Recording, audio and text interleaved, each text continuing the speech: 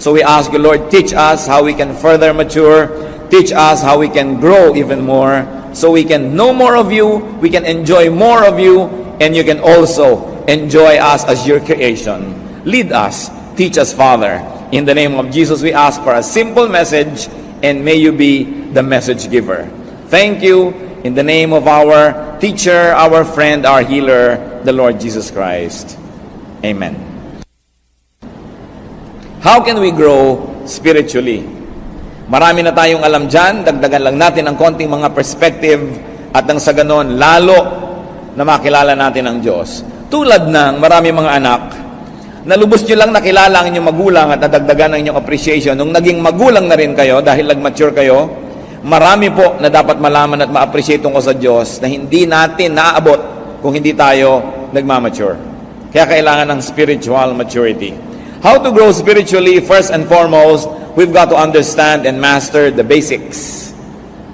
Kailangan lubos nating nauunawa, alam ang pasikot-sikot ng mga fundamental na mga katuruan ng mga pasimulang bagay.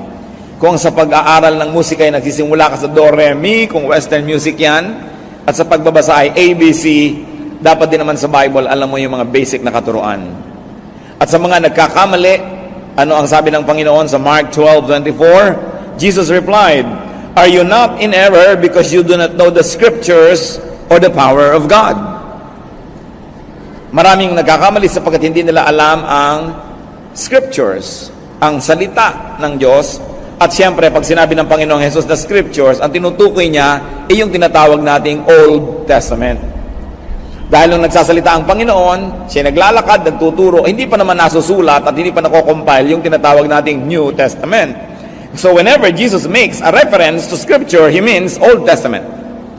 That's why it is very important. He says, you are in error because you don't understand the scriptures. Kailangan alam natin yan. Hindi yan napalitan ng New Testament. Doon tumubo yung mga maraming katuruan ng New Testament at dapat ay sinusukat natin yung New Testament sa kaalaman natin doon sa Old, sapagkat doon nakasalalay at doon nakapatong yon at hindi mo mauunawaan ang anumang bagay doon kung hindi yon nakasalalay, kung hindi ang pundasyon ay yung mismong Old Testament. It's important to know the basics of the law, the prophets, and the wisdom literature, poetry, and all that. How else do we grow spiritually? Pursue higher and deeper learning. Di ba't ang puno man, pagka siya ay lumalaki, tumataas ang sanga, pero lumalalim ang ugat? Hindi pwedeng taas ka lang ng taas ng sanga at hindi lalalim ang iyong ugat. Sa konting hangin, tumba ka. Hindi maaari siguro ganun kalalim ang ugat o nalampasan na ng lakas ng hangin yung lalim ng ugat niya. Pero yung mga tunay na malalalim at matitibay ang kapit, yun ay nakatayo pa rin. Yan ang mga nakikita yung survivor. Kaya mahalaga sa ating buhay na espiritual, lumalalim at tumataas ang pagkaunawa. Lumalalim sa salita ng Diyos, so parang lupa na kinakapitan ng ating ugat at kinukuhanan ng mga katuruan at mga nutrients. At lumalaki naman ang application, ang mga naaabot ng application sa pamamagitan ng ating mga dahon. Mahalaga yan. So pursue higher and deeper learning. And in Hebrews 6:1-2, napakalinaw ng sabi diyan, therefore, let us leave the elementary teachings about Christ and go on to maturity. In fact, kung bubuin nyo yung mga kasunod na mga verses nito, sinasabi, let us leave the elementary teachings about baptisms, about the laying on of hands, about being raised from the dead, and about future judgment. Yan ay mga basic things. Dapat lumalampas ka dyan at may iba pa't napakarami pang ibang dapat pag-aralan sa buhay. But how do you leave the elementary teachings? That means leaving your comfort zone. Paano ka tataas kung ikaw ay afraid of heights? Paano ka susuot sa lupa kung ikaw may claustrophobia?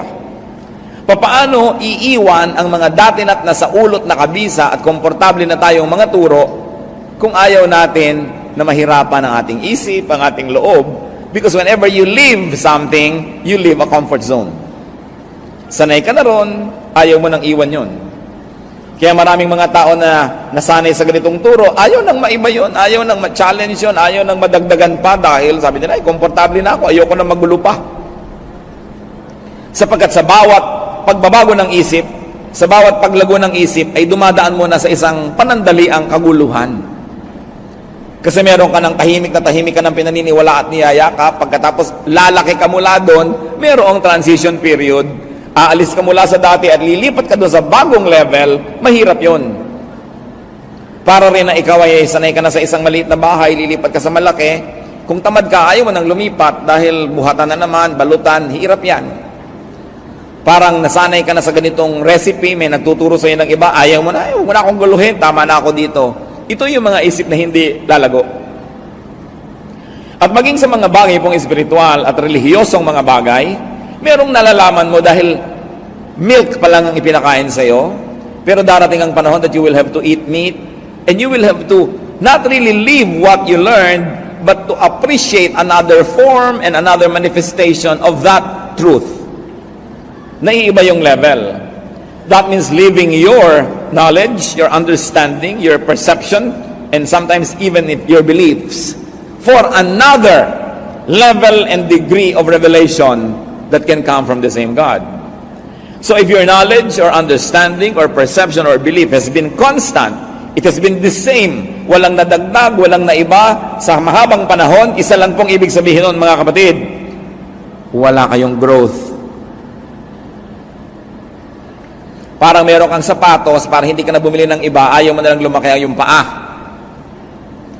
Parang malaki ang yung baywang, pinag-exercise ka para lumiit, ang pinoproblema mo, paano yung mga pantalong ko? Hindi magpaparepair pa ako, di bibili pa akong bago. So ganito na lang. Laging merong kaunting hirap na kasama ng pagbabago. Pero ano sabi sa Biblia? We are being changed from glory to glory. So, hindi tumitigil ang pagbabago. Kaya lagi tayo nag-a-adjust. Pag nakakarinig tayo ng mga bagong anggulo ng katuruan, hindi mo agad tinatanggihan. Sinasabi natin, ano kaya ang matututunan? Ipoproseso, ipapanalangin, hindi agad-agad ay tinatanggihan. Mahalaga that we are ready to change from glory to glory. Therefore, how to grow spiritually? Be open-minded. Kailangan bukas ang isip. Aba, may mga nagmamalaki pa. Aba, kami serado de candado. Nilunok ko ang susi at tumalon ako sa dagat at sumisid ako doon, di mo na makukuha pa. Hindi pinagmamalaki, yung nakasarang isip. Sapagkat ang isip ay napakalaki ng mararating. Nakikita niyo po yung mga hindi naiisip ng mga previous generation? Pagsakay sa aeroplano, naisip ba na mga 50 years ago yung cellphone? Diba? Yang mga, hanggang ngayon, namamangha ako dyan sa fax. Bakit lumalabas dito sa papel dito, yung nandun sa kabila? Kamangha-mangha. Laser technology. Pero ang mga tao, nakasara ang isip, ay ayaw na namin niyang mag-isip pa, ayaw na namin baguhin. Hindi tayo makakarating sa ganung uri ng kaalaman. At ganun din sa buhay spiritual. Marami pang anyo, marami pang hugis ang katotohanan tungkol sa Diyos, na karamihan ay hindi natin nakikita sapagkat nasanay na tayo sa mga leksyong pambata na batang isip, batang mananampalataya. Marami pa. So do not box your mind in set hermeneutics and in set doctrine. Dapat ang ating doktrina, ang ating pananalig is as good as the latest revelation from God. Hindi nagbabago yung salita ng Diyos sa kaimprenta, pero ang pag-unawa dyan, ang paglalim na pag-unawa, patuloy ang nagbabago. Lugi, yung 50 taon na, 30, 20, 10 taong Kristiyano, yung pananalig niya noon at ngayon pareho pa rin. Ibig sabihin, walang nangyaring growth. Acts 17:23, yung mga tao sa Athens, ang reaksyon nila kay Paul, nung may itinuro si Paul na kabago sa kanilang pandinig, when they heard about the resurrection of the dead, some of them sneered. Pinagtawanan nila. But others said, we want to hear you again on this subject. Hindi sanay ang mga Griego sa ganitong mga katuruan. Bagamat napakarami na nilang alam sa kanilang kabihasnan. Kaya nung narinig nila si Paul, may mga nagtawa at hindi na bumalik, at may mga bumalik pat nag-aral pa. Yun ang nakinabang sa katuruan. So do not readily close your mind. Do not readily reject a new sounding idea. Walang bagong ideya mula nung nilikha ng Diyos ang sandaigdigan. Meron lang new sounding. Bago lang dahil hindi pa natin nakasalamuha at nakita, pero hindi ibig sabihin, bagong ideya yon. Hindi rin po natin dapat ipagtanggol sobra ang katotohanan na akala mo, maipagtatanggol mo yan sa pamamagitan ng pagsasara ng iyong mata at ng iyong tainga at baka maiba pa. Sapagkat ang tunay na katotohanan na nagmumula sa Diyos ay lalong magniningning habang ito ay sinisikap takpan ng mga kasinungalingan. We must never protect the truth because the truth has a way of protecting itself because the truth is eternal. We should be ready to be challenged. At kung hindi natin maipagtanggol ang ating pananalig, ibig sabihin nun ay napakababaw ng ating pangunawa. Kaya huwag mo na akong turuan, ayoko nang malito pa, hindi yan progressive way to deal with spirituality. What is important, if you really like to grow, brothers and sisters, advertise your openness to potential teachers. Alam niyo po, maraming mga guro, sa aking kuro-kuro, na malayo na rin ang narating ng kanilang espiritu. Malayo na ang narating ng kanilang kaalaman tungkol sa Diyos. Subalit, nangangamba silang ituro ito sa mga tao dahil baka mapagkamalan silang naging kulto. Nangangamba sila na mapagkamalan na tumatalikod sa Diyos. So, hindi na lang nila itinuturo. Lalo pagkat sila ay mga swelduhan na mga teacher, lalo pagkat sila ay mga preachers na umaasa sa tulong at bigay, ang nangyayari tuloy, nawawalan sila ng tapang na magturo ng mga naaabot nilang mga kaalaman. So, kung gusto ninyo na makinabang dun sa mga ipinakakaloob ng Diyos, sa mga tunay na malalayo ang mga nararating sa kanilang pagsasaliksik, you've got to advertise your openness. Kailangan ipahiwatig ninyo na handa kayong makinig, hindi kayo magre-react negatively at hindi kayo magagalit agad at hindi kayo magpaparatang at magbibigay ng sari-saring mga hatol sa Kanya para kayo maturuan. Dahil ang Panginoong mismo, Jesus, sinabi sa Matthew 7:6, do not throw your pearls to pigs. Bakit mo nga naman bibigyan ng perla sa mga baboy? Anong gagawin nila? Yayak-yakin nila yan at kung makita nilang hindi nila pakikinabangan dahil nila makain, dahil pagkain lang naman ang interest nila, alangan namang magpulsera sila. Alangan naman silang maghikaw. At kung nakita nila hindi nila papakinabangan ng sikmura nila yan, babalikan ka at buong bangis ka nilang sasalakayin. Sabi niya, do not throw your pearls before swine because they will trample upon it, turn back, and attack you. At yan po ang panganib na sinusuong ng mga marurunong pag nagtuturo sa mga mangmang. Sa kamangmangan ng mangmang, ang tingin niya sa hindi niya naiintindihan ay kabaliwan o kasamaan. At ang gagawin niya sa nagtuturo, mamasamain niya at kanyang lulusubin yung nagtuturo. So if you really want to be taught, put it across to possible and potential teachers that you have an open mind. That you are not swine. That you will not trample upon the pearl being given you and then attack the teacher. So be willing to get out of boxes. Be willing to develop and to shift beliefs and paradigms. Kailangan handa tayo na kumambyo. Alangan namang nagdadrive ka, pasok ka sa primera, hindi ka na umalis doon hanggang makarating ka sa Tarlac. Kailangan magsisegunda ka, magtetersera ka, at kung may kwarta pa yan, kwarta. Kung umaakyat ka, magdudual ka pa. Kasi kumakambyo ang buhay, hindi pwedeng ganun ang ganun. At ganun din sa pananalig. Yun po mga simpleng maunawaan na pangyayari at mga halimbawa sa ating buhay ay susi para buksan ang mga masalimuot na mga usaping espiritual. So kung simple ang pagkambyo, nakikita mo agad, madaling makita, yan ay may katotohanan din sa spiritual world. Kumakambyo ka rin sa iyong spiritual life. Yung mga madaling makita, dapat yan ay pintulang para mapasok mo yung mahirap na makita. Therefore, it is important, if you're going to grow, that you do not be dogmatic. Pinagmamalaki pa ng iba, dogmatic kami. Anong mapapala ng dogmatic? Isinara mo na yung isip mo, sasalakayin mo ang hindi mo kakampi o sumasalungat sa'yo, mamasamain mo, didemonizin mo ang may ibang pananalig, so you're advertising the negative, and that is that you are not ready to learn. Nalulungkot po ako, sa totoo, pagka malayo ang mga nararating kong mga lugar, tapos may nakikita kong isang karatula ng isang kongregasyon, dahil salamat, darating ng Biblia ang lugar na ito, pero yung dumapo sa kanila mga teacher, sobrang mga dogmatic. Habang matuturuan sila tungkol kay Jesus, ang dami rin kakambal na turo tungkol sa mga huwag tong gawin, hindi yan pwedeng gawin, hindi yan pwedeng isuot, hindi yan pwedeng kumipot ang utak at mundo ng dinapuan nila.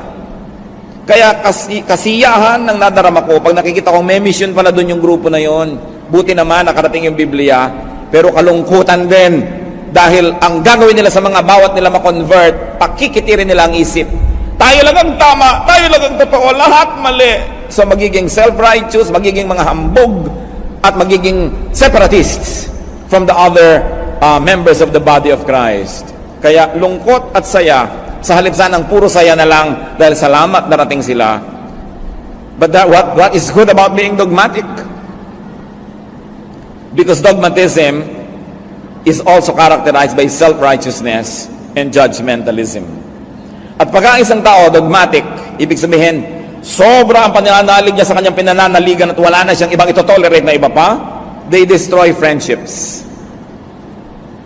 Kaya kung minsan magkaibigan kayo, nung pareho kayong hindi pa nagba-Bible, tapos napunta ka sa isang grupo, siya napunta sa dogmatic, mamaya hindi mo na yung kaibigan. Hindi ka na niyan papasyalan, hindi ka na niyan babatiin kasi naging dogmatic siya. Dahil ikaw ay compromiser, siya ay pure. Dahil ikaw ay mabuti at siya ay masama. So these dogmatic people not only destroys friendships, they also make enemies. At mahirap kaibigan ang ganito na believer, sapagkat ang kanilang pakikipagkaibigan ay may kondisyon. Habang agree ka sa kanilang doktrina, magkaibigan kayo, pero pag hindi na, kaaway ka na niya. Mahirap madapuan ng ganitong uri ng sakit, yung dogmatism. How else can you grow spiritually? Pagka ikay dogmatic, hindi ka na makikinig sa iba. Pagbabawalan ka makinig sa radyo, pagbabawalan kang manood ng TV, pagbabawalan kang umattend ng ganong fellowship, merong speaker sa luneta, hindi ka pwedeng umattend, hindi ka pwedeng makisali dahil kayo ay separatist. So, kikipot ka dahil siya na lang ang napapakinggan mo, wala na't yun na lang at yun. O asosasyon nila, mga 5 o 3 sila sa asosasyon. Sila na lang nang sila. At yun na lang nang yun ang katuruan, so ang mangyayari, liliit ang pananaw. How do you grow spiritually? Go with seekers. Go with thinkers. Because once more, the truth does not need protection. The truth is so powerful that it will always prevail. Luke 2:46-47, ano po ang ginawa ng batang si Jesus? After 3 days, they found him in the temple courts, sitting among the teachers, listening to them and asking them questions.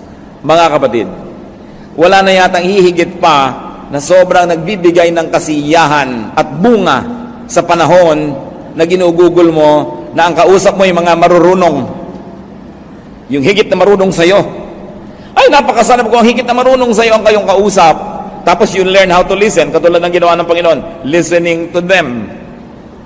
Asking them questions. Kasi pag ikaw ang nagtatanong at nakikinig, pag nag-uwian kayo, ikaw ang may uwi. Uwi-uwi mo yung sagot, uwi-uwi mo yung nadinig mo. Eh yung nagbigay, yung sumagot, yung nagtalumpati, walang uwi yung kundi malat na lalamunan. Walang nadagdag sa kanya, wala siyang napala. So dapat marunong tayong makinig. At marunong tayong magtanong. Hindi yung tanong na nang-challenge. Hindi yung tanong na gustong gipitin mo lamang yung tinatanong mo, kundi tanong na talagang naghahanap ng kasagutan. At alam mo yung tunay na naghahanap? Pag sinasagot mo na, tahimik siya. Hindi yung nag-iisip na naman ng ibang tanong, at hindi ka patapos, nagtatanong uli, ibig sabihin, nagpapasikat lang yon. Nanggugulo lang yon. So nakikinig ang Panginoon doon sa mga senior, yung mga matatandang mga scribes and teachers. At sa verse 47, everyone who heard him was amazed at his understanding and his answers. So natatanong din siya at nakikipagsagutan naman siya, give and take. Isa yan sa pinakamagagandang investment sa buhay, mga kapatid. Yung nakikisalamuha ka at nakikipagkwentuhan, nakikipag-usap sa mga may alam. Sapagkat ang karunong ay nakakahawa, tulad din na ang kamangmangan ay nakakahawa. So kung ang gusto mo lang laging kausap ay yung ikaw ang bida dahil ikaw ang pinakamaraming alam, at the end of the day, bababa ang iyong kaalaman dahil walang nadagdag. Matthew 13:36, then he, referring to the Lord, left the crowd and went into the house. His disciples came to him and said, "Explain to us the parable of the weeds in the field." Ang Panginoon ay mahilig magbigay ng mga matalinghagang turo na hindi naman maiintindihan ng marami. Yung mga nagdudunong-dunungan, ayaw ipahalatang di nila naintindihan, so uuwi na sila na mukhang marunong. Pero ang totoo ay magiging manghabang buhay. Pero yung tunay na naghahanap, kinikilala nila ang kamangmangan, sasabihin, hindi po namin naintindihan, pwede bang ipakipaliwanag? At ipapaliwanag sa kanila. Those who ask look like fools for a moment, but they become wise forever. Those who don't ask look wise for a moment, but they remain fools for life. Kaya ang gagawin ng Panginoon, dahil ito yung mga masigasig, tuturuan niya. Sapagkat sa pamimili niya at pagsasala ng mga pagbibigyan niya ng mga mahahalagang katuruan, kuminsan nagbibigay siya ng mga talinghaga at tas aalis siya sapagkat yun lang mapagpakumbaba ang susunod-sunod at bubuntot-buntot at magtatanong, ano pong kahulugan? Uupo ngayon siya and with a little group will continue to explain. Sapagkat ginagantimpalaan ang tunay na naghahanap. Ngayon, baligtarin nyo yan. Go with the dogmatic. Go with the opinionated and the self-righteous, the self-congratulating and self-promoting religious people. What will happen is the reverse. Liliit ang inyong isip, liliit ang inyong mundo, tinitiyak ko sa inyo, at mapupuno kayo ng yabang at galit sa kapwa. Yan ang bunga ng dogmatism. Another way to grow spiritually is to find the Master. Kailangan ating matagpuan ang Panginoon. And to find a master, a little m master, meaning a teacher.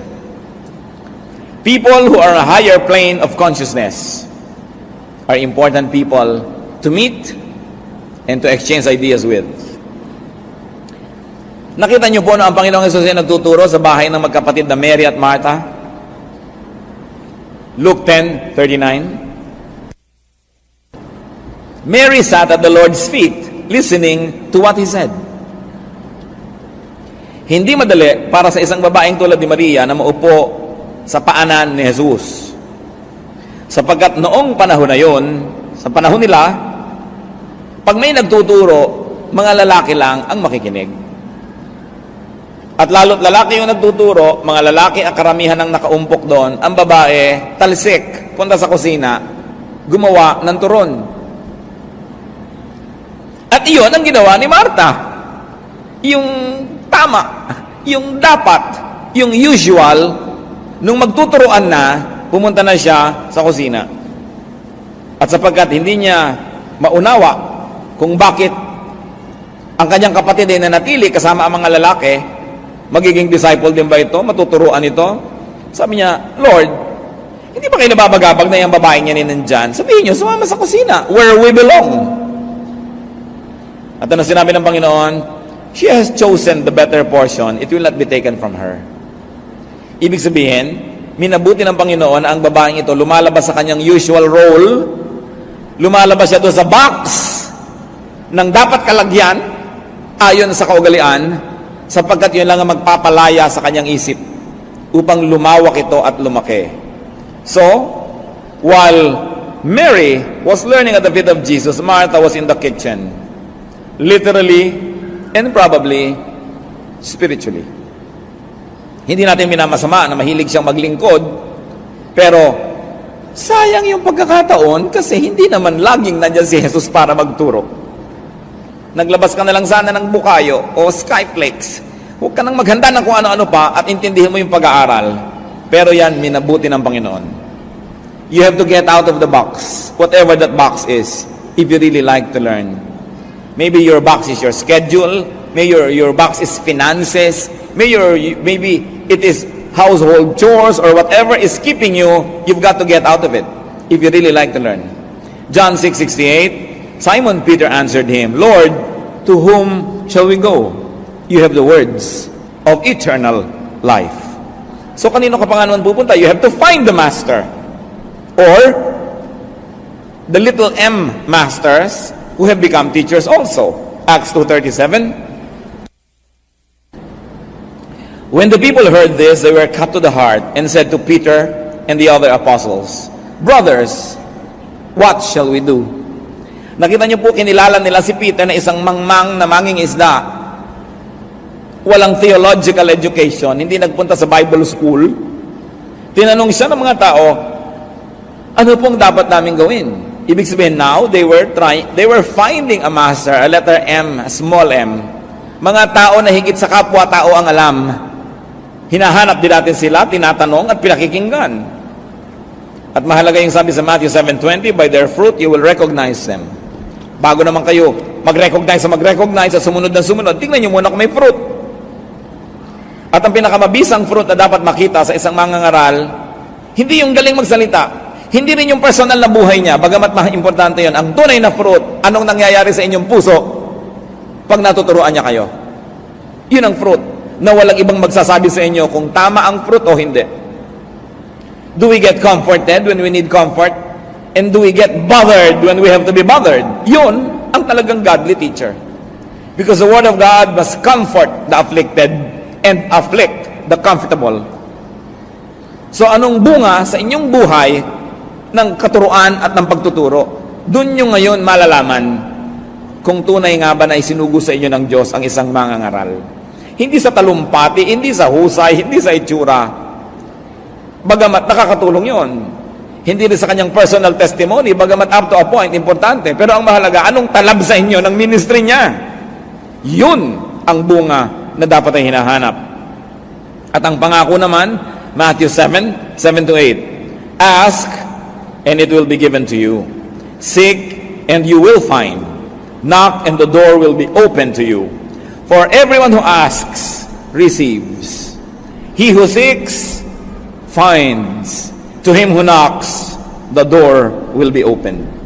Meron akong gustong itanong sa inyo, mga kapatid. Siguradong napakarami nyo nang naidasal sa Diyos. Nahiling, nahingi. Nahingi nyo na ba na magpakilala siya sa inyo? Yung lampas at higit sa Christmas card. Yung lampas at higit sa nakikita natin sa mga Belen, sa mga magagandang greeting cards. Yung lampas at higit sa itinuturo ng pulpito o ng Sunday school, ng Bible study o ng Bible school. Nahingi nyo na ba sa Diyos na magpakilala sa inyo? Hingin nyo. Sabi, ask and it will be given you. Kadalasan yung tunay na Diyos, bago natin siya makita, dumadaan ang mata natin sa maraming mga lenses.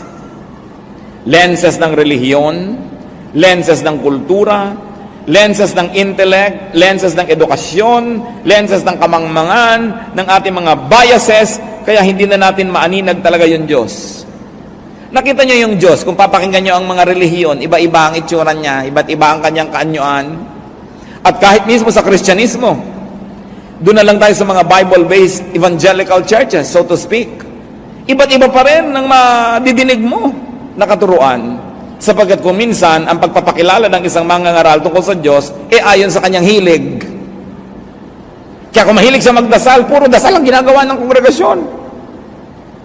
Kung mahilig siyang magmisyon, puro misyon. Kung mahilig siya sa praise and worship, puro praise and worship ang ginagawa. Kung mahilig siya sa prophecy, puro prophecy. So huwag din kayong mabilanggo sa hilig ng inyong mangangaral. Dahil kapwa-tao nyo lang yon. Kailangan meron din kayong sariling hilig, may sariling pagpapakilala sa inyo ang Diyos na sinusundan ninyo at hinahabol. Sangayon man o hindi ang pulpito. Sapagkat ang relasyon natin sa ating may kapal, sa lumikha sa atin, ay personal. Kaya tingnan ninyo, pag napasama kayo sa kongregasyon na mahilig magdasal, puro kayo puyat na puyat, dasala kayo na dasalan, mga magdamag, no? Dahil yun ang hilig ng pastor. Kung ang napahilig naman niya sa charity, puro kayo charity, feeding the poor, puro street children, inatupag niyo sa buong buhay niyo. Hindi masama yon. Ang sinasabi ko lang, huwag kayong pakulong sa hilig ng inyong mga leaders. Dahil pag humarap naman tayo sa Diyos, personal at isa-isa ang pagharap. Kaya tatanungin ka, anong ginawa mo sa gift na ibinigay ko sa iyo? Hinabol mo ba ang mga ibinigay ko sa iyong mga pangako? Nilandas mo ba ang mga ibinigay ko sa iyong mga daan at doon ka dumaan, o sumunod ka na lang ng sumunod kung kani-kanino sa daan nilang gustong puntahan? While the church is a general corporate direction because it is a body, you are not forbidden to pursue a personal growth direction.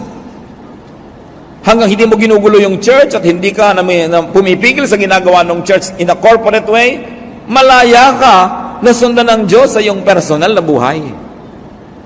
In fact, yan ay hindi mo lang kalayaan, yan ay isa nating tungkulin na hanapin ang Diyos at hayaan siyang mabuhay sa ating puso. Kaya ang tanong ko, nagkaroon na ba kayo talaga ng sincere, honest prayer to God and ask Him to reveal Himself to you? Diyos ko, sino po ba talaga kayo? Ano po ba talaga gusto nyo? Baka gusto lang naman ng pastor namin yung nadidinig namin. Yung ba talaga ang gusto nyo? Ito ba talaga ang turo nyo o ito lamang ang statement of faith ng Bible School na pinanggalingan ng aming preacher? Nakakahon po ba kami sa kahon ng iba o talaga bang diretsyong itong kagustuhan nyo ang nalalaman namin o nasasala? Kami ba'y minamanipulate ng relihiyon? Kami ba ay minamaniobre at pinapaliko sa kaliwat kanan dahil yun ang mabuti para sa organisasyon o yung ba ang mabuti para sa amin? Kami ba'y mga spare part lamang ng makina ng church na dapat mag-function ang mag-function, o end users din kami na minamahal mo? Ano ba talaga kami? Sino ba kayo? Yan ang mga magaganda mga panalangin. Hindi bigyan mo po kami ng kotse, matanggap na pa sa trabaho ang aking anak, may magbigay sana ng pera dahil nasira ang aming bubong. Well, all of these are nice, but they are not the big issues of life. Because what is not important 10,000 years from now is not really important. What is not important when you face God is not really important. Anong mahalaga? Makilala natin siya. Maraming mga tatay hindi nakikilala ng kanilang anak. Malaki sana ang maitutulong ng ina kung ipakikilala ng ina na mabuti ang tatay. Halimbawa, malayo ang mga anak sa tatay, yung nanay nagsasabing, lumapit kayo sa aman nyo, mabait yan. Paangil-angil lang yan, pero hindi yan totoo. Hanggang ganun lang yun. Sige, lumapit kayo. Diba? Kasi kung ipinakikilala mong mabuti, makikilala eh. Meron kang isang kapatid na malayo sa ibang kapatid, pero dahil ang nanay mo, magaling siyang magpakilala, hindi ganyan ang kapatid nyo, kasi ganito lang talaga siya, nakikilala mo. Huwag kayong umasa sa pagpapakilala ng Diyos sa inyo ng pulpito. Dahil malay nyo, may limitasyon yun. Kilalanin nyo ang Diyos, diretsahan. Sapagkat available siya. Huwag kayong dumaan kung kani-kanino. Bagamat nakakatulong sa karagdagan nating pagkilala at kaalaman yung dumadaan sa mga nag-aral, naghanda, mga nag-review, pero huwag kayong umasa na lang sa kanila. Kaya ang mga malalaking tao ay may mga press corps, meron silang mga spokesperson, dahil yun ang nakakapagpahugis kung paano sila ipakikilala, kung paano sila ipepresent. Karamihan naman, hindi yun ang totoo, kundi media manipulation lang pala yun. Yun pala ay image lang at hindi reality. So, sino ang Diyos? Gaano kalalim ba ang pagkakilala natin sa Kanya? Ano ang alam natin tungkol sa Kanya? Liban sa sinasabi sa atin ng mga nagtatalumpati at nangangaral. Alam niyo po ang isa sa mga pinakamahalagang paglalakbay ng tao. Siyempre, pag maglalakbay, may pupuntahan. Ang pinakamahalagang paglalakbay, yung makilala mo ang Diyos. Yung papunta ka sa Kanya, palapit ka ng palapit sa Kanya. Maraming mga hadlang dyan. Kung minsan, relihiyon pa yung hadlang. No? Dahil misrepresented. Maraming mga tao nagtatago sa likod ng pangalan ng Diyos para magsamantala sa kapwa. Para manghut-hut sa kapwa. Maraming mga tao nag-a-abuse in the name of God. So, hindi mo makikilala ang Diyos kung aasa ka doon. Kailangan ng sariling pagsisikap. At ang pangako ng Matthew 7:7-8, sino mang nagtatanong ay sasagutin. Sino mang kumakatok ay pagbubuksan. At sino mang naghahanap ay pagbibigyan, pagpapakitaan, tuturuan, pagkakalooban. Kanya-kanyang sikap. Huwag niyong iasa sa iba. Lalo yung personal na pagkakilala sa Diyos. Pero, kung kayo mangangahas na magtanong at humiling sa Diyos na magpakilala siya, dapat handa kayo to deconstruct your other religious ideas about God when God really reveals Himself to you. Because most of the things that are in our minds were put there by religion. Sometimes well-meaning, sometimes not. Kaya handa ba kayo na makilala talaga ang Diyos? Another way to grow spiritually is to be discreet with special knowledge. Ang Diyos naman kasi, kung handa ka, tinuturuan ka, kung open ang iyong mind, dahil open, may papasok na karunungan. Pero hindi lahat ng karunungan na ito ay para sa bala na, para sa kahit kanino na lang. Because there's really uncommon and sometimes hidden knowledge. Marami, maging si Jesus, marami siyang misteryo. Habang sinabi niya, pag mananalangin kayo, iksian nyo, di ba? Pero bakit minsan magdamag siyang nananalangin? Tapos sinabi niya, pag mananalangin kayo, magkulong kayo sa kwarto nyo. So ine-encourage siya yung personal na pakikipagniig sa Diyos. Ano kaya mga ipinanalangin niya, yung magdamag? Ano kaya yun? Hindi natin alam. Pero subukan yung manalangin ng ganon. Walang agenda, walang hinihiling, walang hinihingi. Nakikinig lang kayo sa tinig ng Diyos. You will have a glimpse. You will have a clue as to what it means to really pray in spirit and to pray alone.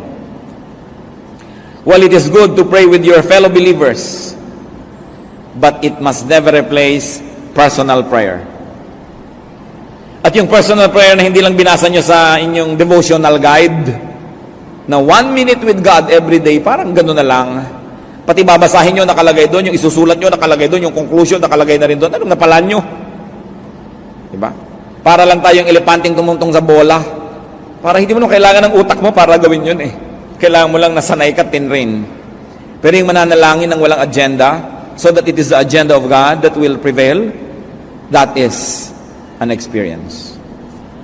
Yung panalangin na walang performance dahil nag-iisa ka lang, hindi mo kailangang habaan kung hindi na kailangan, hindi mo kailangang iksian kung kailangan iksian, dahil wala ka namang pinangingimi ang tao. So kadalasan nga, mahirap pa yung may kasama kang nananalangin. Dahil kailangan maintindihan pa nila, Diyos ko, ang aking pong nanay nasa ospital, o operahan po siya bukas, kailangan po niya ng dugo. Gusto mong tapikit. Teka nga, bakit mo sinasabi yan sa Diyos? Di ba alam ng Diyos yan? Oo nga, alam ng Diyos, pero hindi alam ng mga kapatiran. Pues sabihin mo na sa kanila bago ka manalangin para alam nila yung background. Dahil sino ba talaga kausap mo? Ang kapatiran o ang Diyos? Nakakalito ka. Kaya yung public prayer, marami yan pitfalls, maraming danger because sometimes it becomes performance. At may mga mananalangin pa, pag manalangin, oh, Amang Diyos, bakit naiiba yung boses pag mananalangin? Tingin mo nga, may mga panalangin. Bakit drama itong nagdadasal na ito? Hindi naman talaga ganun magdasal. So, arte. So kung gusto niyo maging totoong-totoo mga kapatid, manalangin kayo mag-isa. Sapagkat yung totoong-totoo sa atin ang nakalulugod sa Diyos. Develop a very personal prayer life and be discreet if you have special knowledge. Kung may ipinahihiwatig sa inyo ang Diyos, huwag nyo lagi na lamang ipinapabalabalandra sa buong mundo para na lang masabi kayong espesyal. Kasi sabi nga niya, do not give to dogs what is holy. May mga bagay na hindi inuungkat. Kahit sa pamilya natin, yung ginawa ng isang member, hindi naman natin laging inuungkat sa iba. Some things are too sacred to mention. And our relationship with God has a lot of sacred elements. Sabi sa Matthew 7:6, do not give dogs what is sacred. Pagka meron kayong bagong kaalaman, isang bagong ideya, isang bagong pananaw, hindi nyo agad-agad yan na ina-advertise, hindi nyo agad-agad na pinalapalulun sa iba. Kasi hindi sila handa. It takes a spiritual preparedness for spiritual things. Therefore, do not quarrel about doctrines. Wala pang nagdebate tungkol sa doktrina ang nagkasundo. Wala pang nagdebate at nag-away tungkol sa mga katuruan ang may isang, ay, oo nga, tama ka sister, mali ako. Wala pa nagganon. Kasi tuwing may debate, ang gusto ng magkabilang panig ay manalo. Therefore, kahit may punto ka at masarap paniwalaan, i-ignore nila yon dahil pag naniwala sila sa iyo, panalo ka. So, walang nararating ang quarrels. Kung may pananalig kayo at hindi ganun ang pananalig ng inyong kapwa, manahimik kayo. Sapagkat kahit anong pagpilit mo, tatanggihan din niya yan dahil gusto ka niya i-convert tulad ng gusto mo siya i-convert. Walang mararating.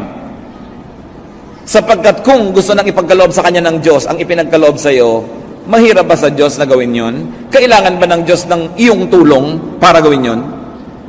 Sapagkat kung sa iyo'y lumaglag ang kaalaman, dumating ang enlightenment, bakit hindi ibigay din sa kanya? So habang hindi dumadating sa kanya, manahimik ka. Dahil kahit anong gawitin mong lengguwahe at pilit, hindi niya madedecode ang iyong message dahil nasa iba siyang level of consciousness.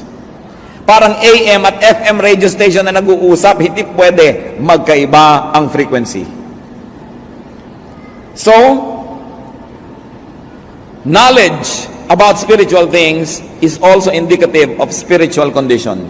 And unless that spiritual condition is met, no amount of knowledgeable explanation will help. 1 Timothy 1, 3-4, as I urged you when I went into Macedonia, stay there in Ephesus so that you may command certain men not to teach false doctrines any longer, nor to devote themselves to myths and endless genealogies. These promote controversies rather than God's work, which is by faith. Kahit sa isa pong kongregasyon, isang church, kuminsan iba-iba pananaw ng mga tao about the same thing. Iba ang pananaw mo tungkol sa Lord's Supper, iba ang pananaw mo tungkol sa baptism, iba ang pananaw mo tungkol dito, iba. Kung may 10 tao, siguro 10 o 8 pananaw yan.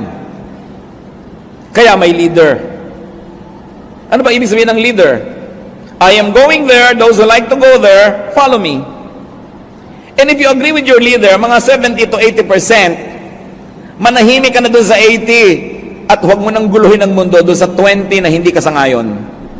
Kasi kapwa mo, meron ding 20 hindi sang-ayon, may 15 na hindi sang-ayon. So, guguluhin nyo ang buo nyong kongregasyon.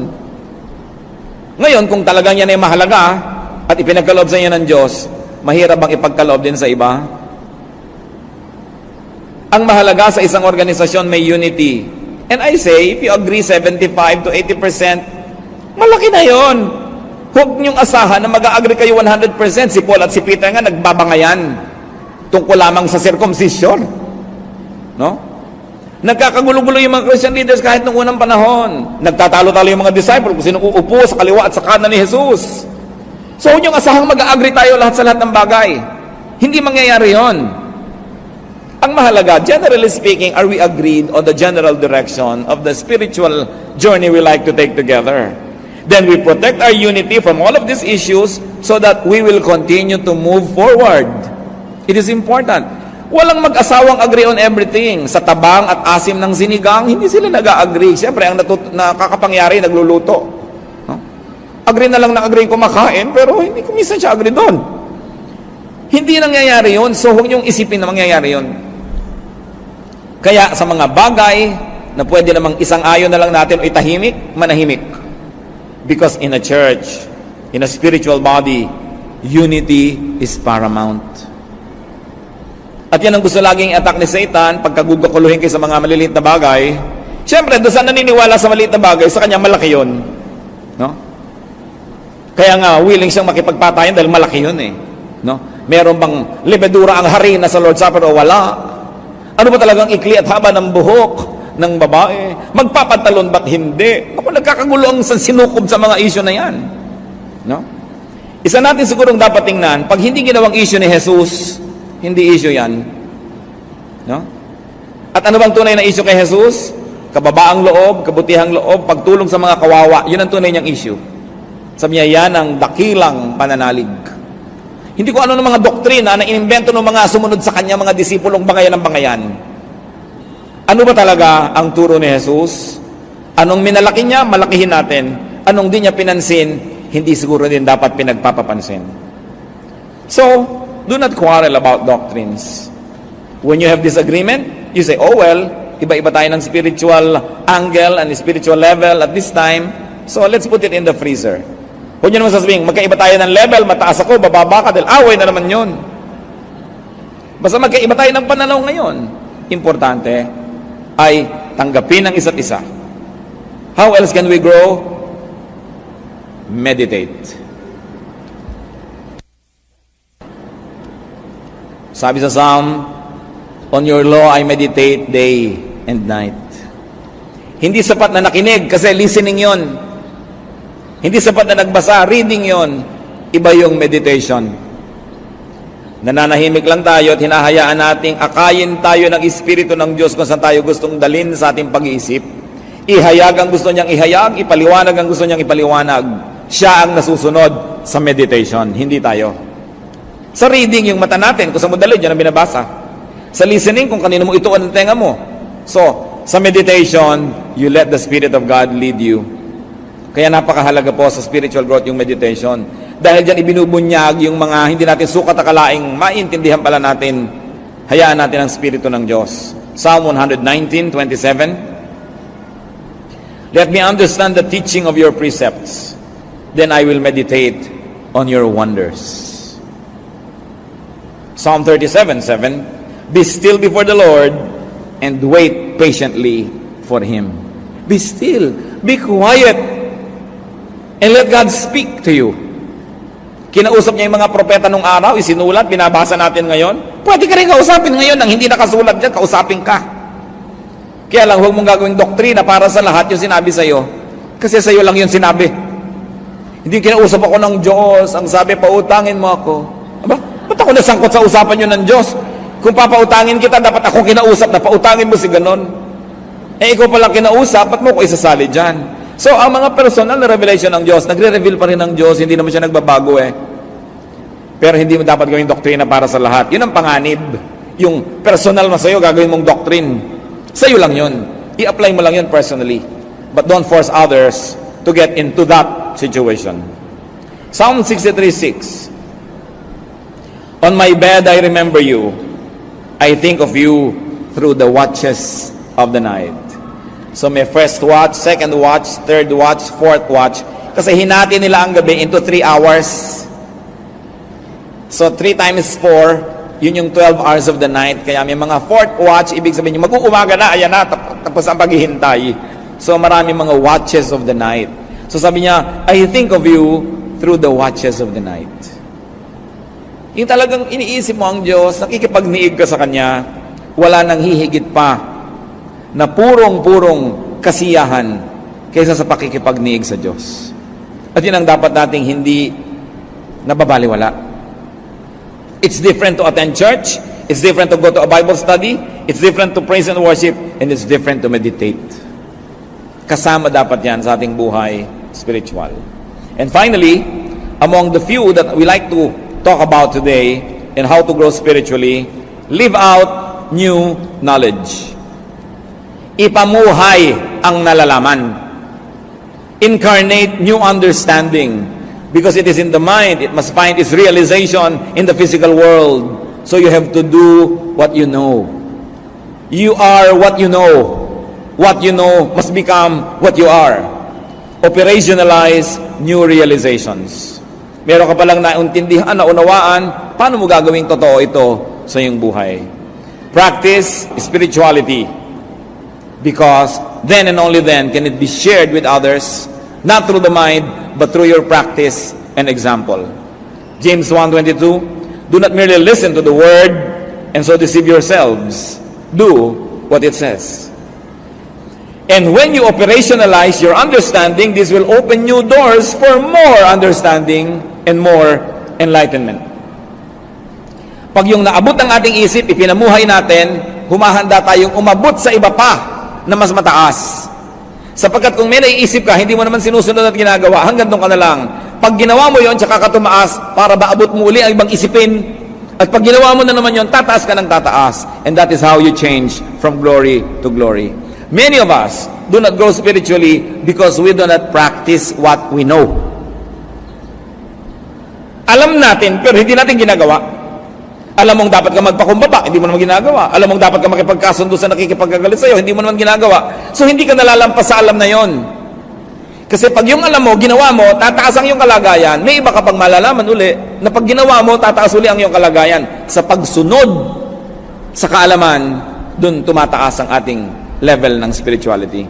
It is in obedience. That's why the Bible places a lot of premium on obedience. Not on what you know, but on what you do with your daily life. At totoo naman, marami tayong mga alam, hindi naman natin ginagawa. Pag hindi mo ginawa yon, walang bago kang malalaman. Gawin mo muna yon para may bago kang malaman. At pag sinunod mo na naman yon, may bago ka uling malalaman, because life is about changing from glory to glory. So do not strive for just religious knowledge. Do not strive for just doctrinal mastery. Strive for spiritual growth, which means godliness, which means God-likeness. Ang tunay na paglagong espiritual ay ang pagbabalik sa wangis ng Diyos na nasira dahil sa kasalanan. Ang tunay na espiritual na tao ay hindi nakukuha sa dami ng alam at sa galing makipagtalo. Ito'y kababanaagan siya ng wangis ng Diyos. True spirituality is not about religious knowledge.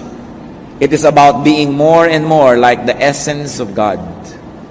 Because our spirituality is supposed to transport us back to the image that was lost in the Garden of Eden. Therefore, true spiritual growth is to become more and more like God. Kaya hindi pwede yung mga mahilig makipagtalo at makipag-away dahil hindi trabaho ng Diyos yung ganyang mga bagay. 2 Corinthians 3:18, and we are being transformed into His likeness with ever-increasing glory, which comes from the Lord, who is the Spirit. Transformation is what is important, not information, not knowledge. Transformation. Being what you know. Doing what you preach. Being the truth, not just knowing the truth. Incarnating an idea into real life, into physical life. And of course, this growth leads to love and to loving kindness. And it grows to peace and serenity. Ano ang ending ng spiritual growth? God-likeness, love, peace, serenity. Kung hindi tayo doon nagwawakas, ibig sabihin hindi tayo nag-grow spiritually. Maybe we only become better informed, more knowledgeable, but not really more spiritual. Ang wakas niyan, peace. Hindi ka nabubuhay sa takot, hindi ka nananakot, hindi ka nakikipagbangayan, payapa ang iyong loob. Meanwhile, misguided religious knowledge usually leads to confusion, to power play, to self-righteousness, and to trouble. Sabi sa 1 Corinthians 1:12, what I mean is this: one of you says, I follow Paul, another, I follow Apollos, another, I follow Cephas, still another, I follow Christ. Sabi, hindi yan ang tunay na spiritual journey. Competition ang tawag dyan. 1 Corinthians 3:4, for one says, when one says, I follow Paul, and another, I follow Apollos, are you not mere men? Unawain natin ito. Pag hiwa-hiwalay kayo watak-watak at nagko-kompetisyon, di ba tao lang kayo? So ano palang ina-expect sa atin? Lumampas sa pagiging tao lamang. Bumalik sa wangis ng Diyos. Mahigitan ang pagiging tao lamang. Transcend being just mere men or women. Grow beyond religious issues. Fly above the clouds. Grow. And for this to happen, you have to be ready for different perspectives, for metamorphosis. But it will end in peace. Kasi ganun lang yun. Merong kang thesis, merong antithesis, nagbabangayan, pero sandali lang yun, then magkakaroon kang synthesis. You will have wholeness, and you will have peace. How much do we know God? How spiritual are we? Hindi tinatanong how religious. How spiritual. How much do we reflect God in our being? Aming Diyos, salamat sa mga paalala nyo. Salamat po na maaari kaming magbulay-bulay at ilagay ang aming sarili sa isang lugar na maaari kami magsukat kahit paano at nang malaman namin kung kami ay espiritual o relihiyoso lamang. Ituro nyo sa amin, Panginoon, ang mga dapat namin gawin. Gustong-gusto namin kayong makilala. Turuan nyo kami maging bukas ang isip. Turuan nyo kami, Panginoong, makinig. Turuan nyo kami magsala ng mga mali. Teach us right from wrong so we can be more and more like you. Magbulay-bulay tayo, mga kapatid, sa ilang saglit ng tahimik na pananalangin at siyasatin ninyo sa inyong puso kung ano ba ang spiritualidad natin. Saan ba tayo nakatayo? At kung meron tayong naunawaan ipinaunawa ng Espiritu ng Diyos, hilingin natin sa Kanya na tuloy-tuloyan niya tayong turuan. Kung may nakita nating maling hakbang, maybe a weakness or a mistake, backtrack and ask God to lead us. Mahalaga mag-grow. Hindi lang mahalagang umuupo, nakikinig, tumatayo, pumapalakpak. It's important to be more and more like God. Manalangin tayo quietly as the Spirit of God leads us.